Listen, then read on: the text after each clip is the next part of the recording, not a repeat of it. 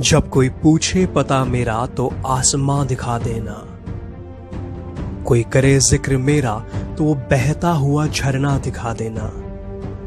वैसे तो यकीन हर बात पे कर लेंगे वो, पर जब कोई पूछे मजहब मेरा तो हिंदुस्तान बता देना।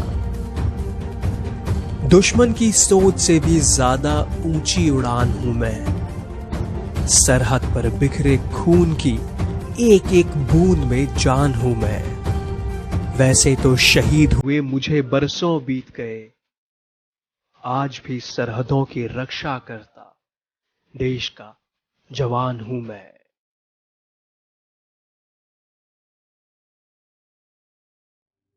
24 घंटों से भी ज्यादा देर तक चल रही गोलियों की आवाज अब बंद हो चली थी। कुछ तेजी से बढ़ते हुए कदम, फिजा भी धुआं धुआं एक अजीब सी खलबली थी। मैं अब जमीन पर खून से लथपथ अपनी सांसें गिन रहा था। सफर आगे का कैसा होगा, बस इसी के ख्वाब बुन रहा था। नापाक इरादों से कदम उसने रखे तो थे इस सरजमीन पर, लेकिन अब वो गद्दार मेरी गोली से दोज़ख का दरवाजा चुन रहा था। धोखा जो हर बार होता था, कुछ वही इस बार भी हुआ था। किसी मासूम की आड़ लेकर चली गोली ने मुझे छुआ था। मुश्किल हर बार की तरह इस बार भी वही थी। मासूम को बचाकर कातिल को कत्ल करना सबसे बड़ा जुआ था। वो तेज कदमों की आवाज अब और भी तेजी से मेरी ओर बढ़ने लगी। जिंदगी और मौत की कश्मकश कुछ अजीब सी थी। धड़कनें भी एक अलग ही जंग लड़ने लगी। पलट के देखूं तो सोचता हूं जिंदगी कितनी खूबसूरत थी। देश रहे सदा सलामत, बस ऐसी अपनी सीरत थी। त्योहारों का आलम ऐसा था, सरहदों पर दीप जलाते थे। अपनों की क्या बात करें, दुश्मन को भी गले लगाते थे। सरहदों पर अक्सर गोलियों की आवाज से खुला आसमान गूंज उठता था। तिरंगे की शान में गुस्ताखी से खून खौल उठता था। वैसे तो जज्बा जीत का हमेशा साथ रहता था, पर जब बात देश की हो तो पूरा हिंदुस्तान खौल उठता था। पलकें भी अब धीरे धीरे भारी होती जा रही थी, मानो जैसे ये पलकें मेरी आंखों को एक चादर ओढ़ा रही हो। मेरे साथियों की वो चिल्लाने की आवाज भी अब धीरे धीरे कहीं गुम सी होने लगी थी। बस थोड़ी हिम्मत और, बस कुछ देर और मेरे भाई। आंखें खुली तो महसूस हुआ कि अब कारवां चल पड़ा था। वो फूलों से सजा हुआ ट्रक एक मंजिल की ओर चल पड़ा था। वो तिरंगे में लिपटा हुआ ताबूत रोज का किस्सा था।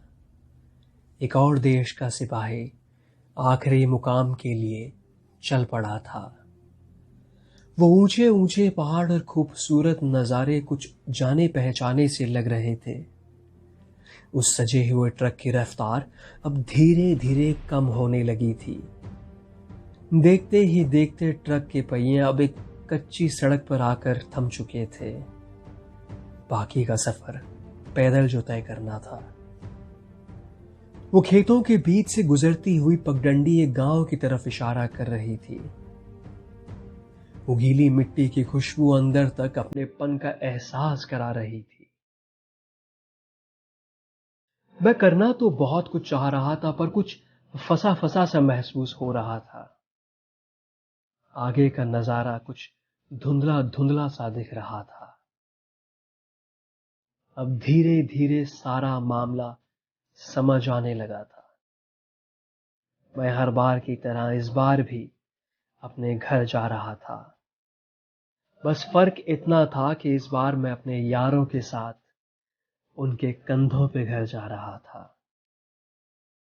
वो तिरंगे में लिपटा हुआ शरीर किसी और का नहीं बल्कि मेरा ही था।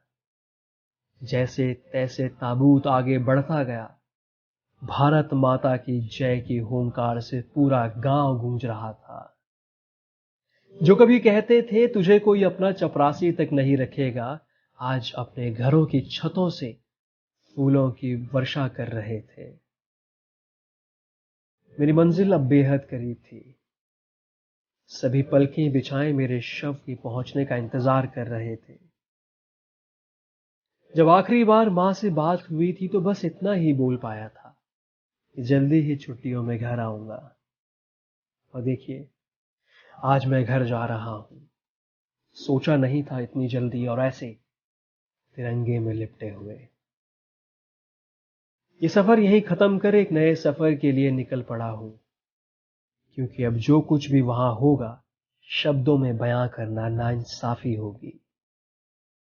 अपनों को खोने का गम, वो दर्द सिर्फ महसूस किया जा सकता है, बयां नहीं। अपने माँ बाप, अपने परिवार को आप सभी देशवासियों के भरोसे छोड़कर जा रहा हूं। ये जिंदगी तो मातृभूमि पर न्यौछावर हो गई, पर अगले जन्म में उनका कर्ज उतारने मैं वापस जरूर आऊंगा। देश का सिपाही हमारी